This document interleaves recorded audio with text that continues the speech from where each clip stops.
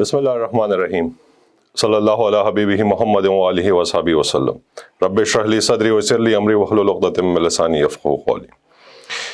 ناظرین، آپ کے سامنے طارق خٹک ایک دفعہ پھر نشست میں حاضر ہے۔ جیسا کہ ہمیشہ ہماری ایک روایت رہی ہے کہ ہم اپنی ہر پروگرام کو ایک تفکر کی محفل لے کے ہی چلتے ہیں، آج بھی اسی طرح کی ایک چھوٹی سی محفل سجانے کے لیے آپ کے سامنے بیٹھے ہیں۔ شروعات سے پہلے تھوڑے سے کچھ آپ کے سامنے عرض کرنا چاہوں گا کہ یہ دیا اب بجھ رہا ہے، یہ دیا اب بجھ رہا ہے، طوفان بھی زور پکڑ رہا ہے۔ امید کا دامن تھامے رکھ کیونکہ فاصلہ بھی بڑھ رہا ہے۔ میری پشت پناہی کرنے والا اب پس پشت لڑ رہا ہے۔ بات اگر حوصلے کی ہو تو، بات اگر حوصلے کی ہو تو میرا بھی حوصلہ تھم رہا ہے۔ سانس کو کھینچ کے بیٹھا ہوں، سانس کو کھینچ کے بیٹھ گیا ہوں، سانس کا ربط بھی ٹوٹ رہا ہے۔ یہ دیا اب بجھ رہا ہے۔ آپ نے تھوڑا سا شاید موازنہ کیا ہو اس کے شروعات کا اور اختتام کا۔ شروعات ایک طرح ہوئی، اختتام تھوڑی سی ڈارک ہو گئی۔ اس کی طرف میں آخر میں آؤں گا، آپ کی طرف، کہ یہ کلام کس کا ہے، یہ کس نے بولا، اور کیا یہ جو یہاں پر ابھی اپنی کیفیت کو بیان کیا جا رہا ہے یہ کس نے لکھا اور اس کا اگلا حصہ کیا ہوگا۔ لیکن آج ہم جس مقصد کی خاطر اور جس ٹاپک کو لے کے آپ کے سامنے حاضر ہیں وہ بیسیکلی ہماری ملک کے خداداد میں، پاکستان میں، ایک اسلامی ریاست پاکستان میں نوجوانان کے ساتھ کیا ہو رہا ہے، ان کی کیفیات کیا ہیں، وہ کس پروسیس سے گزر رہے ہیں، کس ایڈورسٹی کو فیس کر رہے ہیں۔ ان امپلائمنٹ ہے، انٹالرنس ہو گئی ہے سوسائٹی میں، ان کی ایکسیپٹنس نہیں ہو رہی، ایجوکیشن پراپرلی نہیں مل رہی، ایک ایسا غبار ان کے فیوچر پہ ان کے سامنے دکھائی دیتا ہے جس سے ان کو نکلتے ہوئے کوئی راستہ شاید روزن ان کو نظر نہیں آ رہا۔ تو کیا یہ باتیں جو ابھی میں نے کہیں یہ حقیقت ہے بھی کہ نہیں؟ کیا ان کے لیے کوئی کچھ کر بھی رہا ہے کہ نہیں؟ جناح صاحب نے 1948 میں اپنے ہی نوجوانان کو، پاکستان کے نوجوانان کو پکار کے بات کہی تھی۔ میں تھوڑا سا اس کو آپ کے سامنے رکھنا چاہوں گا کہ Pakistan is proud of her youth, particularly the students who have always been in forefront in hours of trial and need. You are the nation's leaders of tomorrow and you must equip yourself by discipline, education and training for the hard times lying ahead of you. You should realize the magnitude of your responsibilities and be ready to bear it. یہ ہمیں کوئی اور نہیں کہہ رہا ناظرین، یہ ہمارا وہی لیڈر ہے جس نے اپنی گفتار سے، جس نے اپنی حکمتوں سے، جس نے اپنے قلم سے اور اس جذبے سے کہ میں اس قوم کو ایک پہچان دوں گا، انہی اپنی قوم کے جوانوں کو ساتھ لے کر چلے اور ہمیں ایک آزاد وطن رب تعالیٰ نے نصیب کیا۔ اب یہاں پر ہماری پاپولیشن کے فگرز کو دیکھا جائے، میں ان چیزوں میں زیادہ ڈیٹا وغیرہ میں زیادہ نہیں جاؤں گا، بہت سے لوگ کہتے رہے، لیکن شاید ہمارے مہمان آج ہمارے ساتھ اس چیز پہ تائید کریں کہ جب پراپر سینسس ہی نہیں ہو رہا تو نیشنل لیول پہ جو ڈیٹا ریلیز ہوتا ہے تو ہم اس کو اعتبار بھی کریں، اس پہ کہ نہ کریں۔ ان امپلائمنٹ کی بات کرتے ہیں تو کہیں بھی ہمیں 5% کی فگرز نظر آتی ہیں، کہیں 6% کی فگرز نظر آتی ہیں، تو کہیں ہمیں 16% کی فگرز نظر آتی ہیں۔ اب جہاں تک ان ساری ان امپلائمنٹس کی بات ہوتی ہیں تو ہم جب دیتے ہیں تو اس کی پرپزز، اس کی کازز اور اس کے سلوشنز کیا ہمارے سامنے آتے ہیں۔ اب ہم جس دور سے گزر رہے ہیں، جو ان امپلائمنٹ ابھی ہمیں نظر آ رہی ہے، ابھی کووڈ کی وجہ سے، جو کہ صرف ہمارے لیے نہیں ہے، جو انٹرنیشنل لیول پہ سطح پہ چل رہی ہے، وہ ایک سیکلیکل ان امپلائمنٹ کا پروسیس چل رہا ہے جو کہ انفورس ہوا رب تعالیٰ کی طرف سے ہم پہ۔ اس میں ہمارا کوئی اختیار ہے نہیں، لیکن پھر بھی کیا اس نے اپرچونٹیز کریٹ نہیں کی؟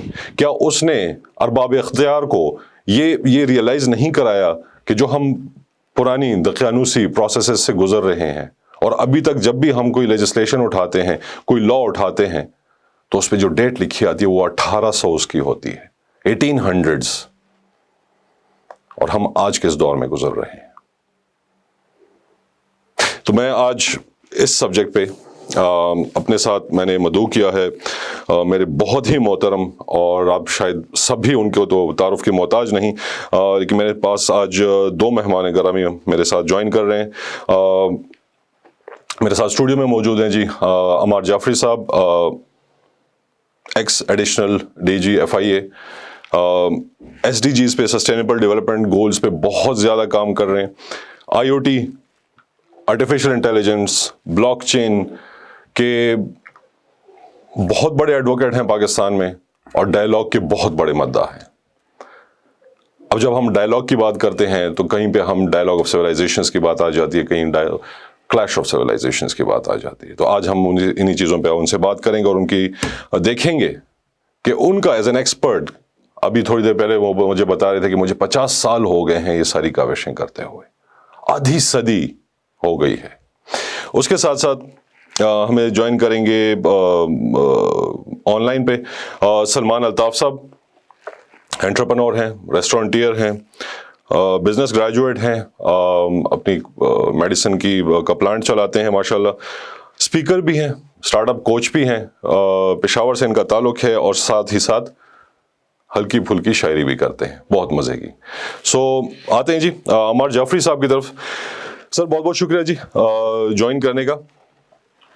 سر سب سے پہلے تو تھوڑا سا SDGs پہ آپ تو ماشاءاللہ کافی بات کر چکے ہیں، اور یہ ایک میں یہ نہیں کہوں گا کہ گھسی پیٹی لائن ہو گئی ہے، لیکن بہت سی چیزیں اس میں کورڈ ہیں. میرے خیال میں کوئی 17 کے قریب اس میں SDGs ہم اس کو فالو ہوتی ہیں، سامنے آتی ہیں، جس میں سب سے پہلی چیز آ جاتی ہے پاورٹی کی، ہنگر کو ختم کرنے کی، کوالٹی ایجوکیشن فراہم کرنے کی، ڈیسنٹ ورک انوائرمنٹ کا، انڈسٹریل انوویشن، پارٹنرشپس فار گول. اب جہاں تک مجھے آپ کے کیریئر کا پتہ ہے سر، تو آپ پبلک پرائیویٹ پارٹنرشپس پہ کافی اس پہ بھی یقین رکھتے ہیں. تو سر SDGs پہ تھوڑی سی روشنی ڈالیے گا سر، کیا ہے یہ؟ جی ایک تو بہت شکریہ طاہر صاحب نے مجھے بلایا ہے اپنے پروگرام میں. میں یہاں شروع کروں گا کہ مشکل چیزوں کے حل بڑے آسان ہوتے ہیں. کہ آپ نے جتنی مشکل باتیں کی ہیں اس کا حل بڑا آسان ہے. ہر آدمی اپنا کام کر لے. میں ریپیٹ کر رہا ہوں اپنی بات، ہر آدمی اپنا کام کر لے، ہمارے سارے مسئلے حل ہو جائیں گے. اب میں آپ کے سوال کی طرف آتا ہوں. SDGs کیا ہے؟ Sustainable development goals. اس سے پہلے آئے تھے MDGs، 15 سال وہ رہے جناب. جب وہ ختم ہوئے تو انہوں نے کہا بھائی اس میں جو اچیو کر لیا اب اس کو سسٹین کرو. اب آپ یہ سوچیں اس کے بعد کیا ہوگا؟ اس کے بعد دنیا 2 میں ڈیوائڈ ہو جائے گی. ایک وہ جنہوں نے SDG کو کنفرم کیا اور دنیا کے فاسٹ ٹریک ڈیولپنگ کنٹری میں چلے گئے، ڈیولپ کنٹریز میں چلے گئے. ایک وہ ہوں گے جو رونا روتے رہیں گے ہمیں یہ مسئلے ہیں، ہمیں یہ مسئلے ہیں. Now where we want to see our self in Pakistan کہ 2030 میں ہم کہاں کھڑے ہوں گے. اچھا 2030 تو بعد میں آئے گا. 2025 کے اندر یونائٹڈ نیشن نے کہہ دیا ہے کہ ہم یہ فیصلہ کر دیں گے کہ 25-30 تک ہم کس کو ہیلپ کریں گے اور کس کو ہیلپ نہیں کریں گے. انلکیلی ہمارے ملک میں آج تک جب میں آپ سے بات کر رہا ہوں تو ہمارے سے لوگ پوچھتے ہیں SDG کیا ہوتے ہیں؟ کیا یہ زیادتی نہیں ہے ملک کے ساتھ؟ کہ ہمارے ادارے پوچھ رہے ہیں ہمارے سے، بچے پوچھ رہے ہیں، اسکول کا ٹیچر پوچھ رہا ہے. پوری دنیا کے اندر SDGs انقلاب لا چکے ہیں. یہ دنیا کے اندر سب سے بڑا سیکٹر بن گیا ہے امپلائمنٹ کا. لیکن اس کی ہیومن ریسورس ڈیولپ ہوگی تو امپلائمنٹ ہوگی نا. 17 SDGs ہیں.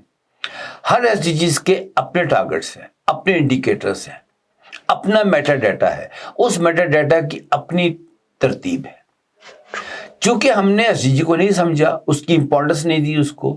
سب سے بڑا جو اس وقت گیپ ہے وہ یہ ہے کہ فیڈرل گورنمنٹ کیا کر رہی ہے پروونشل گورنمنٹ کو نہیں پتا، پروونشل گورنمنٹ کیا کر رہی ہے فیڈرل گورنمنٹ کو نہیں پتا، ڈسٹرکٹ میں کیا ہو رہا ہے کسی کو بھی نہیں پتا. ایک گیپ ہے. جتنی جلدی ہو سکے اس گیپ کو ختم کرنا چاہیے، اور یہ گیپ صرف اور صرف ختم ہوگا ڈائلاگ سے. ڈائلاگ کیا ہے؟ ڈائلاگ 2 لوگوں کے درمیان بات چیت ہے. انلکیلی ہم نے سٹارٹ لے لیا سرچ سے، جبکہ سٹارٹ لینا چاہیے تھا ریسرچ سے. دیکھیے جب ریسرچ ہی نہیں ہوئی کہ ہم نے کیا کرنا ہے. ریسرچ کون کرتے ہیں؟ یونیورسٹیز کرتی ہیں. پوری دنیا کے اندر جو بیسٹ ٹیلنٹ ہے وہ یونیورسٹیز کے پاس ہے. True. چونکہ یونیورسٹی نے اپنا یہ کام نہیں کیا ریسرچ کرنے کا، بہت ریسرچ کی یونیورسٹیز نے، لیکن وہ لائبریریوں میں پڑی رہی، وہ ریسرچ نہیں گئی انڈسٹری کے اندر کام کرنے کے لیے. دیکھیں، جو ہمیں اسکولوں میں پڑھانا چاہیے تھا ہم ایکسپیکٹ کرتے ہیں کہ وہ کالجز پڑھائیں گے، جو کالجز میں پڑھانا چاہیے تھا ہم ایکسپیکٹ کرتے ہیں وہ یونیورسٹیز پڑھائیں گی، اور جو یونیورسٹی میں پڑھانا چاہیے تھا ہم وہ آج بھی ایکسپیکٹ کرتے ہیں کہ انڈسٹری سکھائے گی.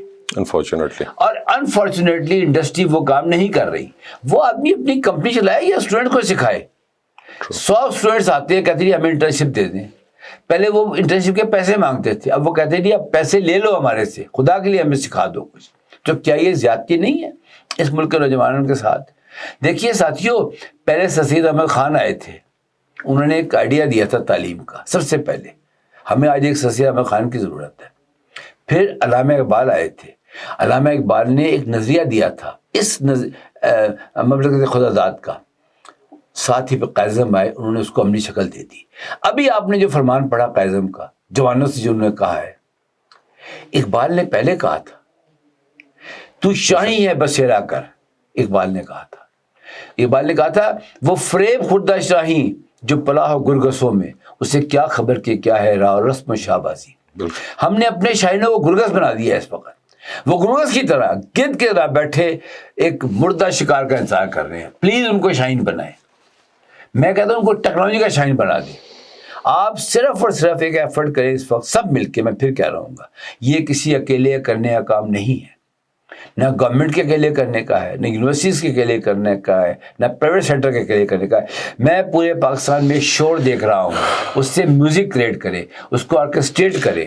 آرکسٹریٹ کرنے کے لیے آپ کو نظام میں آنا پڑے گا. سر قطع کلامی معاف، ہماری پاپولیشن جیسے ہم کہتے ہیں کہ we are a young nation of having like more than 65% in which is younger than 30, right? 29% is between 15 and 29, جو کہ ہماری انٹرنیشنل اس پہ ورک فورس کی ڈیفینیشن کے مطابق ہماری ورک فورس جو ہے وہ سٹارٹ ہو جاتی ہے 15 اور 16 ایجز اینڈ ابو. اب جو آپ بات کر رہے ہیں سر کہ ہم سب کو یہ کرنا چاہیے، نو ڈاؤٹ ہمیں کرنا چاہیے، لیکن نوجوان خود بھی تو کچھ کرے. کیا ہمارا نوجوان یہ ریئلائز کر رہا ہے کہ اس کی اپنی رسپانسبلٹیز کیا ہیں؟ جو کہ ابھی ہم نے جناح صاحب کا جو کوٹ پڑھا، اسپیچ پڑھی، تو کیا وہ ریئلائز کریں کہ ان کی اپنی realization in terms of what their character needs to be, what their true responsibility towards firstly himself, then his family and then his state should be, اور کیا ان میں وہ لیڈر بننے والا وہ مادہ ہے کہ نہیں ہمارے نوجوانوں میں؟ میں یہ بات آپ سے نہیں سننا چاہوں گا کہ ہمارے لوگوں میں بہت بڑا ٹیلنٹ ہے. سر ٹیلنٹ ہے، لیکن ٹیلنٹ کو یوٹیلائز کرنا بھی تو ایک جذبہ رکھنا چاہیے نا. اس کے پیچھے بھی تو ایک موٹیویشن ہونی چاہیے، اس کے پیچھے ایک پرپز ہونا چاہیے. یہ جتنے لوگوں کی آپ نے بات کی، سر سید احمد خان ہو گئے، جناح صاحب ہو گئے، علامہ اقبال صاحب ہو گئے، اینڈ چلتے جائیں، ہماری ہسٹری بھری پڑی ہے اس چیز سے. They had a purpose to live their life. یہ جو ابھی آپ بات کریں صاحب انسٹیٹیوشنس کی بات کر رہے ہیں، وہ بھی ایک انڈیویجولزم میں بیٹھ کے سارا کام کرتے ہیں کہ یار میں ہی کروں گا تاکہ میرا کریڈٹ مجھے ملے. تو ہم انفرادی طور پہ ایز اے سوسائٹی بھی یہی چیز نہیں بن چکے سر؟ دیکھیے، ایک پرانا میں سلینگ پڑھ رہا تھا کہیں پہ، it takes the entire village to make a child. True. پورا گاؤں چاہیے ایک بچہ بنانے کے لیے. ٹرو. ہم نے وہ اپنا معاشرتی نظام ختم کر دیا ہے. میں راولپنڈی میں پیدا تھا، صدر میں، پورا محلہ میرا کسٹوڈین تھا. اب جو کچھ ہو رہا ہے وہ بہتر جانتے ہیں آپ نا، ٹھیک ہے. میں کہیں اگر دکان پہ کھڑے ہو کے فالتو بات کرتا تھا تو میرے والد صاحب کو اطلاع مل جاتی تھی کہ آپ کا بچہ فالتو بات کر رہا تھا کھڑا ہوا. گزارش یہ ہے کہ ہمیں اپنے بچوں کو انیبلنگ انوائرمنٹ دینا پڑے گا. ہمارے ملک میں کیا ہو رہا ہے کہ ایک صاحب نے ہینڈ بریک کھینچی ہوئی ہے اور ڈرائیور سے کہہ گاڑی چلاؤ. کیسے گاڑی چلائے گا؟ ٹرو. پہلے وہ ہینڈ بریک تو نیچے کریں. بے شک. اور وہ ہینڈ بریک کس نے کھینچی ہے میں اس پہ کمنٹ نہیں کروں گا. بالکل ٹھیک ہے. میں صرف یہ بتانا چاہوں گا کہ پلیز ہینڈ بریک کو نیچے کریں، پھر ڈرائیور سے گاڑی چلائے. اس سے گاڑی چلانی آتی ہے. ہمارے نوجوان ڈرائیورز ہیں، ان کو گاڑی چلانی آتی ہے. وہ میں ایک بات کا قائل ہوں، اگر اس ملک کو تو بچائے گا تو ہمارا نوجوان بچائے گا. بے شک سر، میں I am a big believer in this. اس پوائنٹ پہ ذرا تھوڑا سا سلمان صاحب کی طرف سے آتے ہیں. سلمان صاحب، آر یو آن لائن؟ سر میں آن لائن ہوں. جی آپ نے سر گفتگو سنی ہوگی عمار جعفری صاحب کی. ہم تھوڑا سا, میں نے شروع میں جیسے کہا تھا کہ ہم ڈیٹاز پہ اور ان چیزوں پہ اتنی بات نہیں کریں گے, اور سب لوگوں کو پتا ہے. میری خواہش تھی کل کے اس ریکارڈنگ سے پہلے میں کسی حکومتی اداروں سے, انسٹیٹیوشن سے کسی کو بلاؤں, لیکن پھر میں نے سوچا کہ یار ہم دل کی بات کیوں نہ کریں, ہم وہ بات کیوں نہ کریں جو کہ ہماری سوسائٹی ہی چیخ چیخ کے بول رہی ہے, جو کہ عمار جعفری صاحب جس طرح بول رہے ہیں کہ شور بن چکا ہے, شور بپا ہے, اضطراب شروع ہو چکا ہے. اور واصف علی واصف صاحب کہتے ہیں کہ جب اضطراب کے لیول تک قومیں پہنچ جاتی ہیں تو پھر اس میں انقلاب کی چیخ و پکار شروع ہو جاتی ہے. تو کیا ہم اس انقلاب کے لیے تیار ہیں کہ نہیں ہیں؟ لیکن سلمان صاحب آپ کی طرف یہ بات میں تھوڑا سا کامنٹ کے لیے چھوڑنا چاہوں گا کہ ابھی جیسے میں نے بات کی کہ جو ہم یوتھ کی بات کرتے ہیں, بہت سے انیشیٹوز لیے گئے ہیں, لیکن ہر جگہ پہ انڈیویجولزم چل رہا ہے. یوتھ خود کچھ کرنا چاہتی ہے؟ بسم اللہ الرحمن الرحیم. طارق صاحب بہت شکریہ, آپ نے پروگرام پہ مجھ کو بات کرنے کا موقع دیا اور جعفری صاحب جیسے انٹلیکچوئل سے ملاقات کا موقع ملا. میں نے آپ کی بات بہت غور سے سنی. انفیکٹ چونکہ میں آن لائن ہوں تو آنکھیں بند کر کے پورے جذبے سے سنی, اور اپنا انپٹ میں اس میں ضرور دینا چاہوں گا. سر آپ لوگوں نے ماشاء اللہ سے سر سید صاحب سے شروع کیا, آپ لوگ اقبال صاحب پہ آئے, پھر جناح صاحب پہ آئے, اور بات آخر میں آپ لوگوں نے سوالیہ نشان یوتھ کے لیے چھوڑ دیا. تو یہ جو تین لوگ ہیں ان کے نیچے بھی ایک بہت بڑا ایک اقدار موجود ہے, ایک بہت بڑا ذمہ دار طبقہ موجود ہے جس نے یہ ذمہ داری یوتھ کو سونپنی ہے. اب یہاں پہ سوال دو ہیں. پہلا سوال یہ ہے کہ کیا وہ ذمہ دار طبقہ اپنی ذمہ داری کو سمجھ پائے, اور دوسرا سوال یہ ہے کہ کیا یوتھ اس ذمہ داری کے بوجھ کو اٹھانے کے قابل ہے. سر جس قوم میں ماں کا رول, عورت کا رول ڈیفائن نہیں ہے, یعنی کہنے کو تو یہ ملک اسلام کے نام پہ بنا ہے, لیکن اسلام نے عورت کو جو مقام دیا ہے, کیا ہماری قوم نے, کیا ہمارے والدین نے عورت کا وہ مقام سمجھا ہے؟ کیونکہ میرے نزدیک تو میری جو رائے ہے وہ یہ ہے جی, آپ نے جس طرح کہا کہ ایک معاشرہ کسی ایک انسان کو, ایک ولیج جو ہے وہ کسی ایک انسان کی پرورش کا ذمہ دار ہے, لیکن اس ولیج سے پہلے میں سمجھتا ہوں ماں ذمہ دار ہے اس بچے کی کفالت کا, اس کی پرورش کا, اس کی تربیت کا.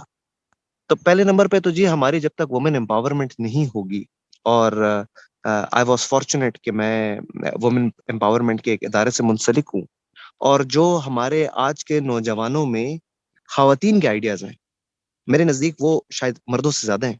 کیا آئی ٹی کے اس دور میں خواتین کو اتنا موقع نہیں ملنا چاہیے جتنا مردوں کو ہے؟ ٹھیک ہے, جنگ میں عورت اپنا کردار مرد کی طرح نہیں نبھا سکتی, جہاد میں نہیں نبھا سکتی, شکار میں نہیں نبھا سکتی, لیکن آئی ٹی کے دور میں, فیشن ڈیزائننگ کے دور میں, گرافک ڈیزائننگ کے دور میں, پاکستان الحمدللہ ایک ایٹمی قوت ہے, تو کیا انجینئرنگ کے دور میں, ڈاکٹری کی فیلڈ میں کیا عورت ہمارے ساتھ شانہ بشانہ نہیں کھڑی ہو سکتی؟ میرا ایک پہلا پوائنٹ آف ویو ہے. دوسرا یہ ہے سر, قوم امید سے بنتی ہے یا احساس سے بنتی ہے؟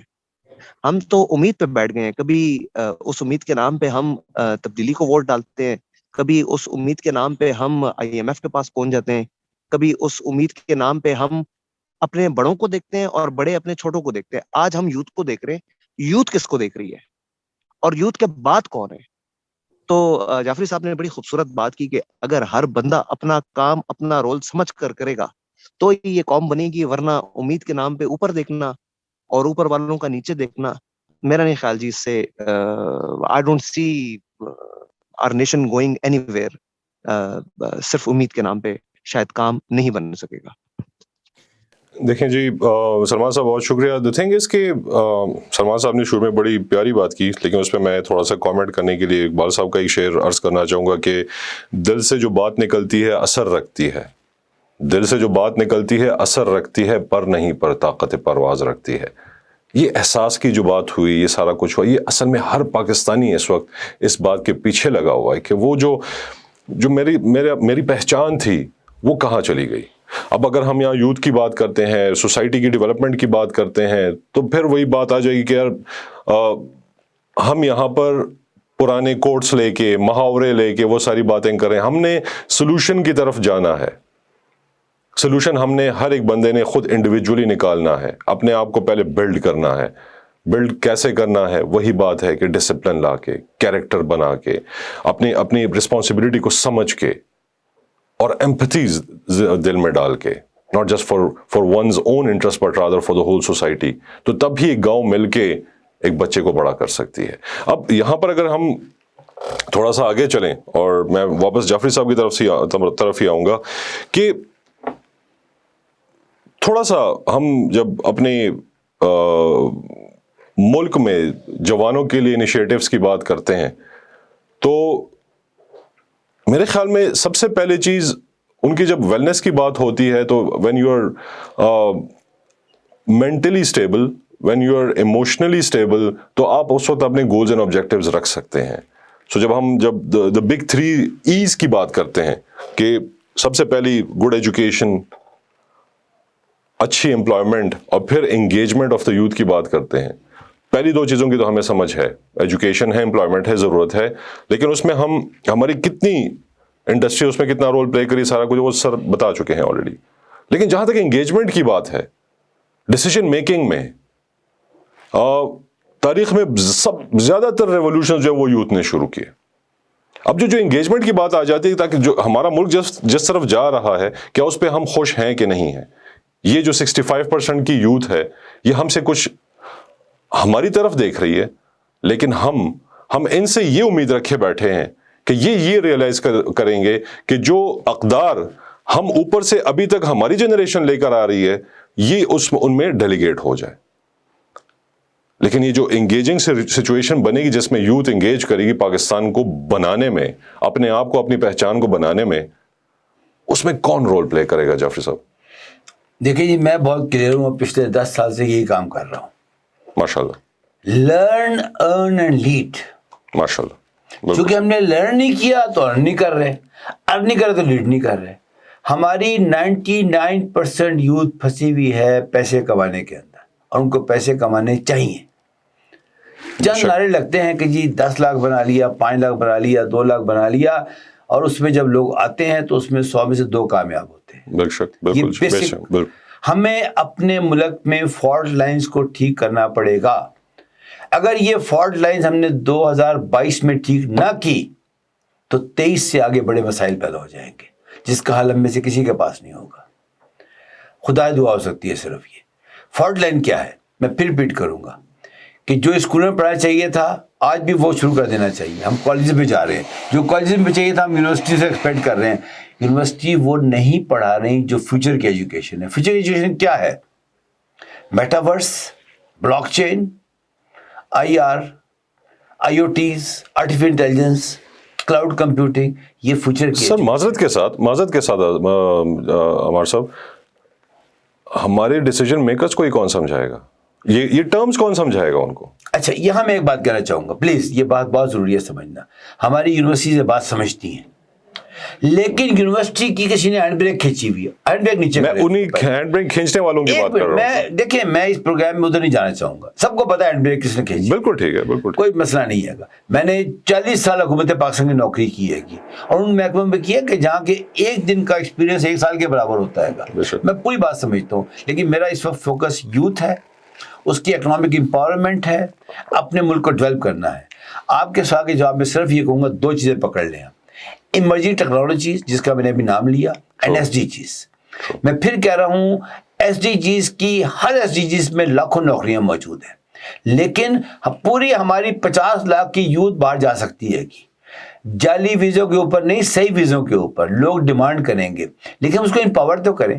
میں یہ سمجھتا ہوں جو آنے والا 23 مارچ ہے میرے لیے بڑا امپورٹنٹ ہے.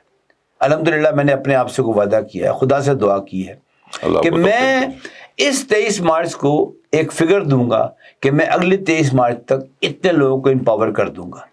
اور وہ میں خدا سے دعا کروں گا, اور باقی ساتھیوں, میرے ساتھ بہت بڑی ٹیم ہے.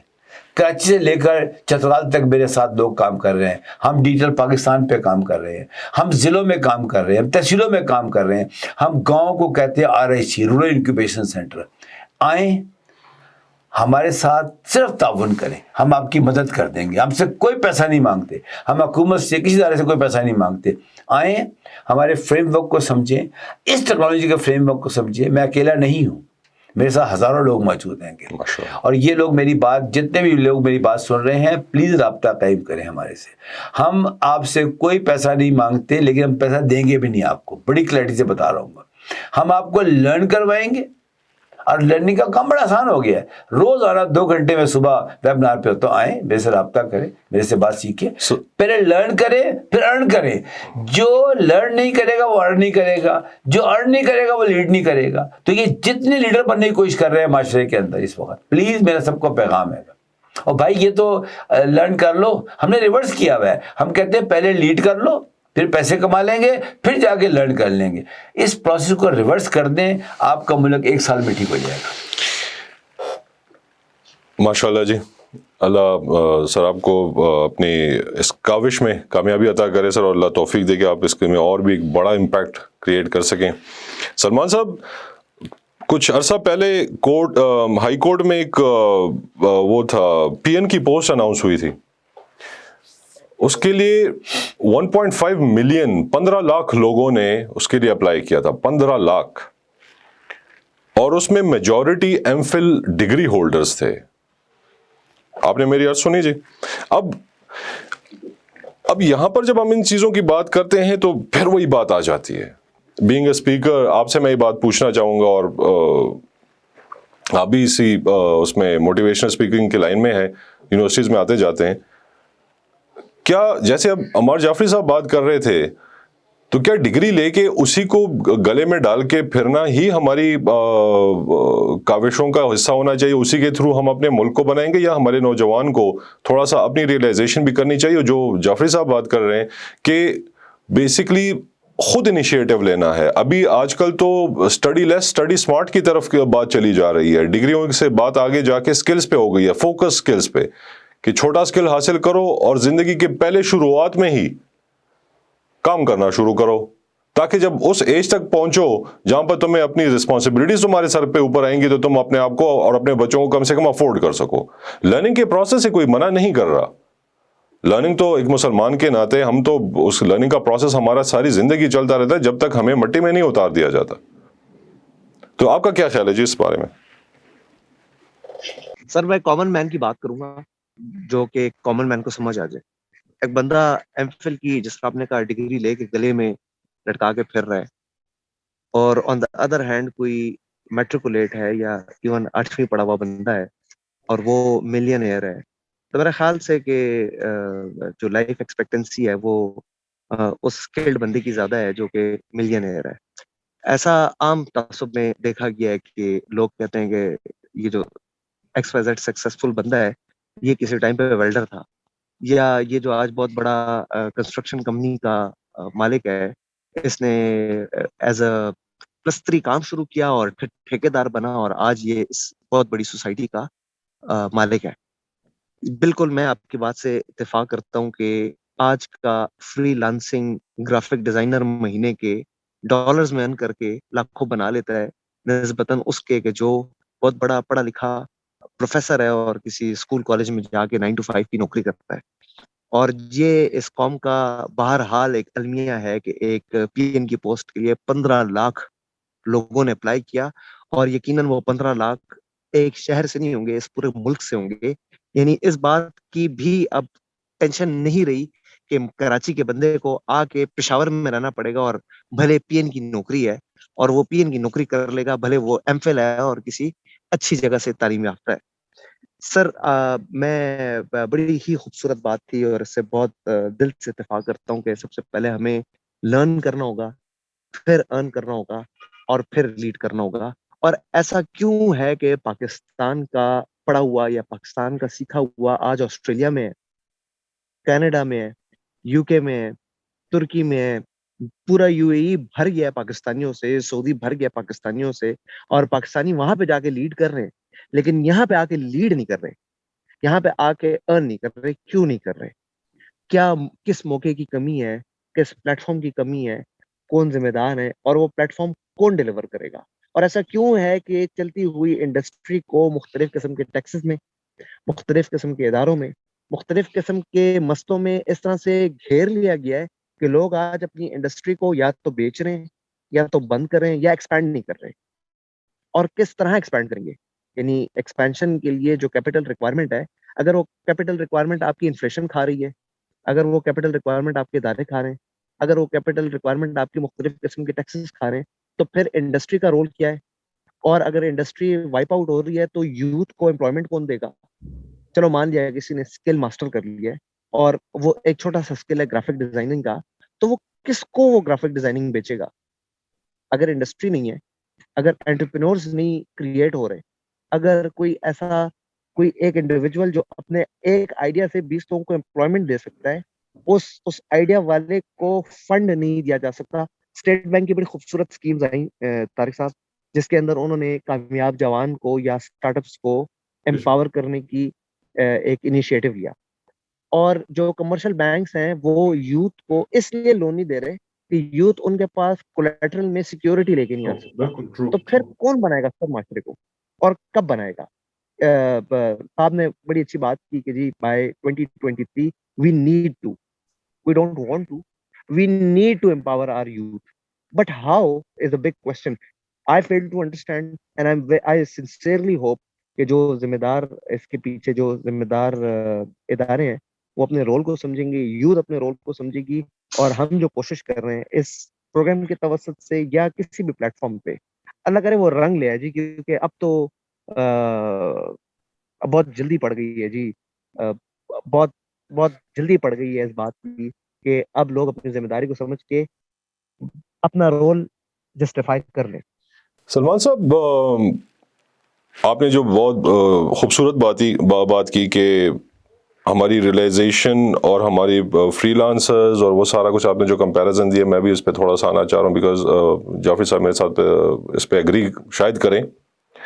لیکن جہاں ہمیں جب عمر جعفری صاحب جیسے لوگ سپوت کہوں گا اپنے قوم کے, کہ جو ایسی کاوشیں کر رہے ہیں, بہت سے لوگ اور ایسے بھی ہیں, جب وہ اتنی کاوشیں کر رہے ہیں تو ہمیں اس لیول پہ ہونا چاہیے تھا. چلے نہ ابھی نصیب نہیں ہے, ٹھیک ہے, لیکن ایک گروتھ پروسیس تو ہوتا ہے, ایک پروسیس سے گزر کے کہیں پہ بندہ منزل کی طرف پہنچتا ہے. تو ہم فری لانسنگ کے تھرو, ان سکلز کے تھرو ہم انٹرنیشنل مارکیٹ کے لیے ہم ورک فورس بن گئے ہیں ایک قسم سے, جو کہ سسٹینیبل چیز نہیں ہے. اگر جعفری صاحب میرے ساتھ اس پہ ایگری کریں گے اور کامنٹ بھی دیں گے کہ وہ ایک سسٹینیبل گروتھ نہیں ہے. وہ تو آپ کو نیڈ بیسڈ پروجیکٹس دیے جاتے ہیں اس کے بیس, لیکن میں اس کا اختلاف بالکل نہیں کر رہا ہوں. اگر کوئی اپنی سسٹیننس کے لیے وہ کر رہا ہے بالکل کرے, لیکن ہمیں انٹرپرائز بلڈنگ کی طرف چلنا چاہیے. ہمیں جیسے سر نے بات کی کہ ایمرجنگ ٹیکنالوجیز کی طرف آنا چاہیے. ہمیں وہ ادارے بنانے چاہیے جو کہ جابس کریٹ کر سکیں, انڈسٹری میں انوویشن لا سکیں, اور اس کے لیے وہی ہینڈ بریک ہے جو کہ ہمیں نیچے کرنا پڑے گا. تو عمر جعفری صاحب, ایکسیس آف انٹرنیٹ تو از لائک میرے خیال میں 16% سے بھی کم لوگوں کو ہے, اور وہ زیادہ تر یوز بھی ہو رہا ہے 18 سے 24 سال کی عمر کے دوران, وہ بھی سوشل میڈیا پہ زیادہ تر یوز ہو رہا ہے. تو 16% of internet access to the population of our nation, how is it going to change, اور how is it going to create the next normal that you are trying to build basically. Right جی, جو سلمان صاحب نے بات کی industries کے, وہاں سے بات کروں گا. 5 سال پہلے میں ریکارڈنگ ویڈیو پڑی ہے یوٹیوب پہ, میں نے سیالکوٹ میں کہا تھا کہ اگر آپ نے انڈسٹریل ریولیوشن 4.0 پہ کام نہ کیا تو آپ کی انڈسٹریز 3 سال کے بعد بند ہونا شروع ہو جائے گی. ٹرو. انلکلی پروسیس شروع ہو چکا ہے. انڈسٹریز کیوں بند ہو رہی ہیں؟ 2 وجوہات سے. انڈسٹری اب کنورٹ ہو گئی ہے ایک ایسے ماحول میں جہاں پہ آٹومیشن آ چکی ہے. وہ جو ہمارے خاندانی جو لوگ سیکھ کے کام کرتے تھے وہ اب ختم ہو رہے ہیں تیزی کے ساتھ, ان کی جگہ روبوٹکس آ رہی ہیں. یہ جو آپ کا میٹا ورس ہے, یہ تو ایک ریولیوشن ہے بہت بڑا, میں سمجھتا ہوں. میں تھوڑا سا سمجھانے کی کوشش کروں گا جس کا سلمان صاحب نے بات کی ہے. انڈسٹریل ریولیوشن 4.0 کیا ہے؟ میں اکثر جوک میں ایک بات کہتا ہوں کہ آج سے 2-3 سال کے بعد انڈسٹری میں سے 2 چیزیں ہوں گی, ایک کتا ہوگا اور ایک انسان ہوگا. انسان کے ذمہ کام ہوگا اس کتے کو کھانا وغیرہ پلانا, اس کو صاف رکھنا, اور کتے کے ذمہ کام ہوگا اس کو کسی چیز کو ہاتھ مت لگانے دو. انسان گیا مشین کی طرف, اس نے اس کو بھاگا اس کی طرف, ہاتھ مت لگاؤ. کیوں؟ آپ یوٹیوب پہ روز دیکھ رہے ہیں کہ اب اے آئی بیسڈ مینوفیکچرنگ آ گئی ہے. یعنی مشین خود بتاتی ہے کہ آپ میری کیا چیز سیٹ کریں. اب اس کے اندر ہمارا پورے کا پورا نظام اب प्रिवेंटिव मेंटेनेंस से प्रिडिक्टिव पे जा रहेगा, यानी मशीन मैसेज देगी ओनर को कि मैं 2 महीने के बाद बंद हो जाऊंगी अगर आपने मेरा ये काम ना किया। क्या ख्याल है, ये काम हमारी ये मैन पावर कर सकती है? Sorry, answer is no. कितनी इंडस्ट्रीज को पता है कि IR 4.0 क्या है? मैं हर हफ्ते वेबिनार करता हूं IR 4.0 के ऊपर। आपको सुन के खुशी होगी कि हमने एक स्टीयरिंग कमेटी बना दी है, उसके अंदर 20 मेंबर्स हैं, उसमें अल्हम्दुलिल्लाह 10 वाइस चांसलर्स हैं यूनिवर्सिटीज़ के। मेरी पूरी कोशिश है उसको बैलेंस करूं कि उसमें चैम्बर्स के लोग भी हों, उसमें इंडस्ट्री और एंटरप्रेन्योर्स भी हों, वाइस चांसलर भी हों। वो जो स्टीयरिंग कमेटी है वो एक एग्जीक्यूटिव कमेटी बना रही है कि हर स्टीयरिंग कमेटी का मेंबर 2-2 मेंबर दे रहा है। मैं आपके तवज्जुह से सबको कहना चाहूँगा, राब्ता करें, क्योंकि हम एक पूरा प्लान दे रहे हैं। 23 मार्च को इंशाअल्लाह ताला जिंदगी रही तो एक ऐसा प्लान देंगे इंडस्ट्री को कि इस पे काम। सर कते कलामी माफ, इंडस्ट्रियल रेवोल्यूशन 4.0 की जो आप बात करते हैं सर, जैसे आपने कहा कि AI बेस्ड इंडस्ट्रीज आ रही हैं, ठीक है, आ चुकी हैं जी, इंटरनेशनली तो वो मतलब एक लेवल तक पहुंच गए हैं। हमारी इंडस्ट्री अभी तक वहां पे पहुंचने में अल्लाह करे जल्द से जल्द हो जाए, लेकिन एक टाइम लगेगा। लेकिन अब हम जब इस इंडस्ट्री की इनोवेशन की वजह से, इंडस्ट्री में इमर्जिंग टेक्नोलॉजीज की वजह से, AI की वजह से, IoT की वजह से जो चीज़ें आ रही हैं, तो इसी के बेस पे तो स्ट्रक्चरल अनएम्प्लॉयमेंट शुरू हो जाती है, जो कि टेक्नोलॉजी जो आपने जिन लोगों की बात की। मैं सब डिसएग्री करूंगा आपकी इस बात से, सॉरी। ब्लॉकचेन की 5 लाख से ऊपर जॉब मार्केट में मौजूद है, AI के ऊपर लाखों जॉब मौजूद हैं। देखिए वो कैमरे कहाँ गए, वो तांगे कहाँ गए, वो कोडक चीज़ें कहाँ गई, खत्म हो गई। क्या ख्याल है, अब वो दूसरी सूरत में आ चुकी हैं। मैं बताऊं आपको, ये बहुत मिसपरसेप्शन है हमारी, दूर कर दें कि जिस वक्त ऑटोमेशन आएगी और मशीनें काम करेंगी तो इंसान एम्प्लॉय हो जाए, अनएम्प्लॉयड हो जाएगा। नहीं, बिल्कुल ऐसा नहीं होगा। तांगों की जगह टैक्सियों ने ली, पीली टैक्सी की जगह उबर ने ली, उबर की जगह और चीज़ें आ रही है कि आप सोचें कि आपकी चीज़ मौजूद होगी आपके गेट के ऊपर। सर मतलब ये हुआ ना, मैं उसी तरफ आ रहा था। जज़ाकल्लाह, thank you very much sir, आप उसी तरफ, आपने मुझे मेरे सवाल का जवाब पहले से ही दे दिया। तो मतलब ये हुआ कि डिसेंट्रलाइजेशन की तरफ जा रहे हैं ना हम फिर। देखिए मैं फिर रिक्वेस्ट करूंगा आपसे कि मैं आपके प्रोग्राम के जरिए लोगों को बात, जैसे ब्लॉकचेन डिसेंट्रलाइज है तो उसमें हर एक बंदे को अपना पावर मिल जाता है ना सर। नहीं बताता हूँ, ये जो ट्रेडिशनल इंफ्रास्ट्रक्चर है ना, जैसे अगर आपने ब्लॉकचेन की बात की है, हमारा एक बैंकिंग सिस्टम था, हम स्टोन कॉइन से बिटकॉइन के ऊपर आए हैं, लेकिन चूंकि हमने बिटकॉइन को नहीं समझा। अभी देखिए बिटकॉइन टेक्नोलॉजी है, हमारे से बहस चली हुई है कि ये जुआ है, ये है, और वाकई फ्रॉड भी हुए लोगों के साथ। भाई अगर गवर्नमेंट नहीं समझेगी, कवानीन नहीं बनाएगी, फ्रेमवर्क नहीं बनाएगी, लोगों के साथ प्रॉब्लम होगी। मैं ये चाहूँगा कि हम अपनी यूथ को एक बात समझा दें कि तब्दीली के अमल को आप रोक नहीं सकते। You can't stop time and technology. आप क्या रोक सकते हैं वक्त को? नहीं, वो आगे जाएगा, टेक्नोलॉजी आगे जाएगी। हमारे पास सिर्फ एक चॉइस है कि हम उसको समझ लें।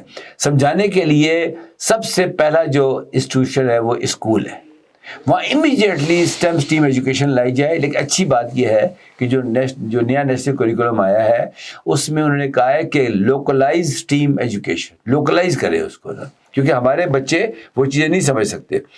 हमें अपने तालीमी निज़ाम को 360 पे लेकर आना है। हर आदमी को हर चीज़ क्लैरिटी से नजर आनी चाहिए। और अल्हम्दुलिल्लाह मैं और मेरी पूरी टीम पाकिस्तान में जो एफर्ट कर रही है, हमें सिर्फ एक चीज़ की ज़रूरत है, आपस में हाथ मिला लें, बजाय टांग खींचने के किसी की उसका हाथ पकड़ ले। मैं नौजवानों को मैसेज देना चाहूँगा कि अगर आप किसी महफिल में बैठे हैं और कोई शख्स किसी की बुराई करे, आप उठ के चले जाएं वहाँ से। मैं फिर कह रहा हूँ, उठ के चले जाए एज ए प्रोटेस्ट के, सॉरी जी हमारे पास वक्त ही नहीं है। मैं टीवी चैनल को देखता हूँ, मुझे हंसी आती है। वो जो 4 लोग बैठ के दूसरे को गाली निकाल रहे होते हैं, वो तो मुतलका इदारों को मवाद फराहम कर रहे हैं। मैंने 40 साल काम किया उस जगहों के ऊपर, उन्हें कुछ करना ही नहीं पड़ता। ए बैठ के बी को एक्सपोज करता है, बी सीओ करता है, अल्टीमेटली उससे पकड़े जाते हैं। प्लीज गेम से बाहर निकलें। मैं कहता हूँ बंद कर दें टीवी चैनल्स के प्रोग्राम, आप एजुकेशन चैनल पे आए। मैं रिक्वेस्ट करूंगा आपको कि आप एजुकेशन प्रोग्राम शुरू करें, एजुकेशन टीवी को लेकर आए। 1 साल में आपका मुल्क कहीं से कहीं पहुंच जाएगा। और ये जितनी सड़कों पे गुफ्तगू हो रही है, धरने, हड़तालें, ये सब खत्म हो जाएंगी। इस वक्त सबसे बड़ा चैलेंज अनएम्प्लॉयमेंट है, उसको फेस करें। फेस करने का एक ही तरीका है, लर्न, अर्न एंड लीड। माशाल्लाह सर, बिल्कुल एग्री करूंगा सर आपके साथ। द नेक्स्ट नॉर्मल की बात हो रही है यहाँ पे। उस नॉर्मल के लिए हमें जिस प्रोसेस से गुजरना है, जो तैयारी करनी है, उसके बारे में कहा जाएगा। वक्त गुजर जाता है। हज़रत जुनून मिस्री रहमतुल्लाह अलैह जब ساری زندگی ان کو تانے پڑتے رہے بغداد کے لوگوں سے، ساری زندگی ان کو پتھر مارے گئے، برا بھلا کہا گیا، لیکن جس وقت ان کی رحلت ہوئی، انتقال ہوا اور ان کے جنازے کو اٹھایا گیا تو سارا بغداد سر پیٹ کے رو رہا تھا، پھر ارمان کر رہے تھے کہ ہم نے اس بندے کی قدر نہیں کی۔ ہمارے اس ملک میں بہت سے ایسے لوگ موجود ہیں، بہت سے ایسے لوگ موجود ہیں جو کہ دل میں اخلاص رکھتے ہیں، جو سلمان صاحب نے کہا وہ احساس رکھتے ہیں۔ ہم جعفری صاحب نے جو بات کی کہ جو ہماری میڈیا پہ جو ہو رہا ہے، میں نے شروع میں کہا کہ ہم اس طرح کا نہ یہاں پر پروگرام چلاتے ہیں اور نہ میرا اس میں مقصد ہے، کسی کو پوائنٹ آؤٹ کرنا نہیں ہے۔ میں، میرے کولیگز، میرے بھائی اس وقت سلمان صاحب جو میرے ساتھ لائن پہ ہیں، ہم سب سے پہلے آئینہ دیکھنے کے عادی لوگ ہیں۔ سب سے پہلے ہم آئینہ دیکھتے ہیں اور آئینہ دکھانے کی کوشش کرتے ہیں کہ جب تک سیلف ایکچولائزیشن کی طرف بندہ نہیں آتا، وہ چیز ریئلائز نہیں کر دیتا، تو چاہے وہ عمار صاحب اپنی کاوشیں کریں 50 سال تک، اگلی 100 سال تک اور بھی کر لیں، چاہے طارق یہاں پر بیٹھ کے نشست کی 1000 1500 2000 1 لاکھ ایپیسوڈز کر لیں ایک ہی ٹاپک پہ، ہم ادھر کے ادھر ہی اسی چوراہے پہ واپس آ کے کھڑے ہوں گے۔ ہمارا مسئلہ ہی یہی ہے کہ ہم اڈاپٹ نہیں کرتے، ہم فلیکسیبل نہیں ہیں، ہم ریجڈ ہیں، برٹل ہیں، اسی لیے جلدی ٹوٹ جاتے ہیں، اسی لیے تفرقوں میں پڑ جاتے ہیں، اسی لیے بڑھ جاتے ہیں، آئیڈیالوجیز کی وجہ سے، ایکسپیرینسز نہ ہونے کی وجہ سے۔ اور جیسے دونوں صاحبان نے بات کی کہ وقت کم ہے ہمارے پاس، شور بپا ہو چکا ہے۔ وہ شور کیا ہے؟ وہ شور اس چیز کا ہے کہ when nations starts to fail تو اسی کے لوگ جا کے پھر پرایوں کو اندر بلانے کی کوشش کرتے ہیں۔ لیکن when nations are on the verge of the new normal تو اس وقت پھر اسی قوم میں سے لوگ اٹھتے ہیں اور لوگوں کو ریئلائز کرانا شروع کرتے ہیں کہ بھائی سب سے پہلے آئینہ دیکھو، سب سے پہلے اپنے آپ کو بلڈ کرو، سب سے پہلے کیا کرو؟ لرن کرو، جو ہمارے مہمان گرامی نے یہاں پہ بولا، جسے ہم کوسوں دور ہو چلے گئے۔ آخری کامنٹ جعفری صاحب سے لیا، لیکن ابھی سلمان صاحب سے ابھی میں لاسٹ کامنٹ سلمان صاحب آپ سے لینا چاہوں گا، as a speaker, as a colleague speaker with me, کیا کہتے ہیں؟ سوال میں نہیں کروں گا، میں سوال نہیں کروں گا، آپ خود جواب دیں۔ آپ نے شروع میں بڑی ایک شاعری پڑھی جس کا آخری شعر تھا کہ سانس کو کھینچ کے بیٹھ گیا ہوں، سانس کا ربط بھی ٹوٹ رہا ہے، یہ دیا اب بجھ رہا ہے۔ اس کو سوال سمجھ لیں اور ہر بندہ، ہر پاکستانی اس کا جواب دے دے تو یہ دیا بجھ رہا ہے، بجھا نہیں ہے۔ اور طوفان بھی زور پکڑ رہا ہے، لیکن پریونشن ہمارے ہاتھ میں ہے۔ اور میں بڑا پر امید ہوں کہ اسلام کے نام پہ بنا ہوا یہ ملک کوئی گدھ نہیں کھا سکتا، کوئی ادارہ نہیں کھا سکتا۔ اس کو انشاءاللہ اللہ نے چلایا ہے اور اس کو ایک قوم چلا سکتی ہے انشاءاللہ۔ بہت بہت شکریہ جی۔ آخر میں نے کہا تھا کہ میں آپ کو بتاؤں گا کہ کیا ہے اور سوال کیا ہے، یہ سلمان صاحب کی ہی شاعری تھی، اور وہی بات ہے کہ دل سے جو بات نکلتی ہے اس میں اثر ہوتی ہے۔ یہ ان کا کلام تھا، اور انہوں نے یہی کہا تھا کہ یہ وہ سوال ہے جو چھوڑے جا رہا ہوں، شاید کبھی اس کا جواب بھی میں آپ لوگوں کے سامنے دے دوں، تو شاید شکوہ جوابی شکوہ والی بات بن جائے، جہاں پر زمانے کو پتہ چل گیا کہ جو سطر اس بندے نے لکھے تھے اس کا اصل مقصد کیا تھا۔ لیکن میں یہاں پر ایک چیز تھوڑی سی ایڈ کرنا چاہوں گا کہ آخری چلتے ہوئے کہ جو میں اپنا مقصد سمجھتا ہوں، جو ہم سب کا ایک لائحہ عمل ہونا چاہیے، انسان کی 3 چیزوں پہ کوئی اختیار نہیں ہے، زندگی، موت اور رزق پہ، اور یہی وہ 3 چیزیں جس کے لیے ہم مضطرب رہتے ہیں، یہی وہ چیزیں جس سے ہم خوف کھاتے ہیں، یہی وہ چیزیں جس سے ہم چھپنے کی کوشش کرتے ہیں، اور یہی وہ چیزیں جس کی وجہ سے ہم ایک دوسرے کی ٹانگیں کھینچتے ہیں، یہی وہ چیزیں جس کی وجہ سے ہم ایک دوسرے کی عزتوں کے ساتھ کھیلتے ہیں۔ لیکن رب تعالیٰ نے تو کہا کہ میں تو رب السماوات والارض ہوں، میں نے تمہاری ایک رزق مقرر کر دیا ہے جو کہ فکسڈ ہے، وہ تمہارے نصیب میں ہے، وہ تمہیں ملتا رہے گا۔ چاہے تم کچھ بھی کرو، لیکن چوائس تمہارے پاس ہے. اگر اس سے زیادہ چاہتے ہو، اور میری ربوبیت کا پورا ایک عنصر اپنی زندگی میں ڈھالنا چاہتے ہو، تو میری طرف دعا کے ہاتھ اٹھا دو اور پھر دیکھنا کہ میں تمہیں دیتا ہوں کہ نہیں. اس لیے کہ رب تعالیٰ تو آپ کو مشکل میں نہیں دیکھ سکتا، لیکن ساتھ ہی ساتھ یہ بھی کہہ دیا اس نے کہ اگر ایک وسیلہ اور ڈال دیتے ہو میرے حبیب کا، جس کی خاطر میں نے اس کائنات کو تخلیق کیا، جس کی خاطر میں نے پورا قرآن لکھ ڈالا، جس کو رحمت للعالمین کہہ دیا، جو کہ میرا اصل نائب ہے، جو کہ میرا اصل ناظر اور ضامن ہے میری ذات کی وجود کی حقیقت کا، وہ وسیلہ ڈال دیا، تو پھر وہ کچھ عطا کروں گا جس میں تمہاری اپنی اصلیت، رب تعالیٰ کی حقیقت اور رسالت کی حقیقت بھی تمہارے سامنے آ جائے گی، اور اس میں پھر یہ تین چیزوں کا کوئی خوف نہیں رہے گا. وہ لیول ہم نے اچیو کرنا ہے میرے دوستوں. پاکستان اس لیول تک جائے جہاں پر قوم میں یہ جذبہ ہو، جہاں پر ڈر موت کا نہ ہو، اس لیے کہ مومن کو موت کا ڈر نہیں ہوتا، جہاں پر رزق کے لیے جو بھی مشکلات سہنی پڑ رہی ہیں ہمیں، رزق کی کوئی فکر نہ ہو، بیکاز رازق اوپر بیٹھا ہے اور زندگی بھی اس کی عطا کی ہوئی ہے. بس آخر میں یہی ایک چھوٹی سی فکر کی بات آپ کے سامنے چھوڑے جا رہا ہوں. اپنا خیال رکھیے گا، رشتے نبھائیے گا، اوروں پہ احسان کیجیے کہ تاکہ آپ پہ بھی احسان ہو. بہت بہت شکریہ جی. اللہ حافظ.